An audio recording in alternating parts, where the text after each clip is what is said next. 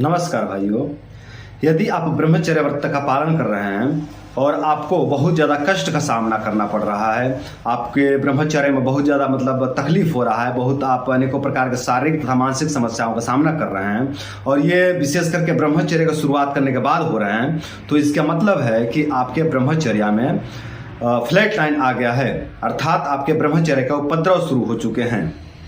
तो अगर आपके साथ इस तरह की समस्या हो रही है कि आप बहुत ज़्यादा कि शारीरिक तथा मानसिक समस्याओं का सामना कर रहे हैं, आपको बहुत ज़्यादा हेडेक हो रहा है, बहुत ज़्यादा घबराहट हो रहा है, बहुत ज़्यादा कमजोरी महसूस हो रहा है, बहुत तेज़ी से बाल झड़ने लग गए हैं जो कि पहले नहीं होते थे, ये ब्रह्मचर्य के शुरुआत के बाद हो रहे हैं, तो इसका मतलब है कि आपके ब्रह्मचर्य में उपद्रव आ चुके हैं और ये आपको कुछ दिनों तक बहुत ज़्यादा पीड़ा देंगे। ठीक है, मतलब आपको ये 1 सप्ताह तक, 10 दिन तक या 15 दिन तक या 1, 1.5, 2 महीने तक भी आपको पीड़ित कर सकते हैं। जो फ्लैट लाइन है, जो उपद्रव है, या आपको 1 महीना या 1.5 महीना तक भी पीड़ित कर सकता है।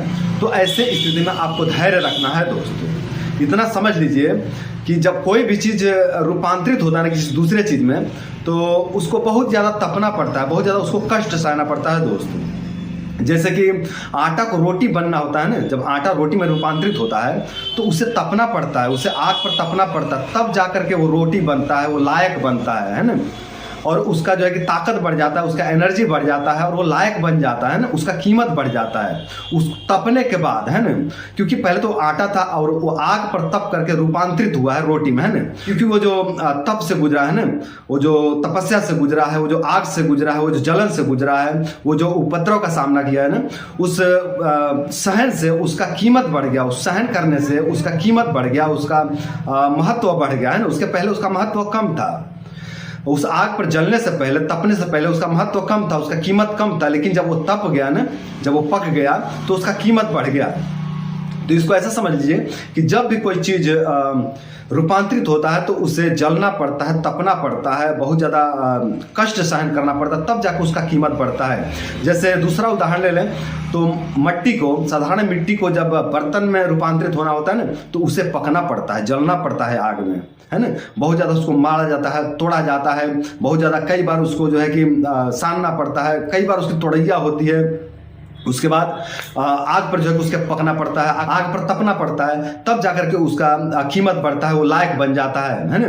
और वो साधारण मिट्टी से एक बर्तन में रूपांतरित हो जाता है ना। तो उसको साधारण मिट्टी से बर्तन में रूपांतरित होने के लिए आग पर तपना पड़ा, है ना। बहुत बार उसकी तोड़ैया हुई और बहुत उसको कष्ट सहना पड़ा, तब जाकर के वो बर्तन में रूपांतरित हुआ। और जब बर्तन में रूपांतरित हो गया तो उसका कीमत बढ़ गया, उसका भाव बढ़ गया और उसका ताकत भी बढ़ गया, है ना। तो इस तरह से जब कोई भी चीज़ रूपांतरित होता है ना, जब वो किसी दूसरे चीज़ से दूसरे चीज़ में रूपांतरित होता है तो उसे बहुत ज़्यादा कष्ट सहना पड़ता है, बहुत ज़्यादा तकलीफ सहना पड़ता है, बहुत ज़्यादा दर्द सहना पड़ता है, आग में जलना पड़ता है, तपना पड़ता है, तपस्या से गुजरना पड़ता है, तब जाकर के वो उसका कीमत बढ़ता है, उसका महत्व बढ़ता है, उसका भाव बढ़ता है ना। तो दोस्त, आपका भी रूपांतरित हो रहा है, आप भी अपने आप को रूपांतरित कर रहे हो, है ना। आपका रूपांतरण हो रहा है, आप रोगी से स्वास्थ्य की तरफ रूपांतरित हो रहे हैं, आप रोगी से योगी की तरफ रूपांतरित हो रहे हैं, है ना। तो इस रूपांतरण में आपको थोड़ा कष्ट होगा दोस्त, इस कष्ट को आप सहन कर लीजिए। यही कष्ट उपद्रव है, यही कष्ट फ्लैट लाइन है, यही कष्ट तपस्या है, यही कष्ट जलन है, यही कष्ट तप है ना।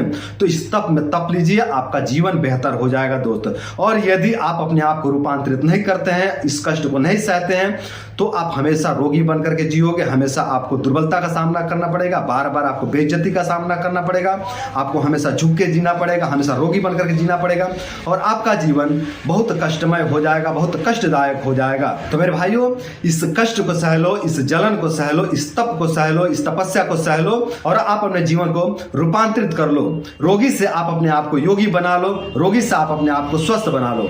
तो इस तरह से ब्रह्मचर्य के अग्नि में तप करके, इस उपद्रव के अग्नि में तप करके आप अपने जीवन को रूपांतरित कर लीजिए और रूपांतरित करके अपने जीवन को सुंदर, सरल एवं सफल बना लीजिए। तो मेरे भाइयों, उम्मीद करता हूं कि इस वीडियो से मोटिवेट होकर के, इस वीडियो से प्रभावित होकर के आप लोग ईमानदारी से ब्रह्मचर्य व्रत का पालन करेंगे और आप फ्लैट लाइन से नहीं घबराएंगे। आपके जीवन में जो फ्लैट लाइन आता है, आपके ब्रह्मचर्य जर्नी में जो फ्लैट लाइन आता है, उसका डट के आप लोग सामना करेंगे और उसका सामना करके, उस आग में तप करके, उस तपस्या से तप करके, उस उपद्रव से तप करके आप लोग अपने जीवन को सुंदर, सरल एवं सफल बनाएंगे। तो दोस्तों, आज के लिए इतना ही। नमस्कार।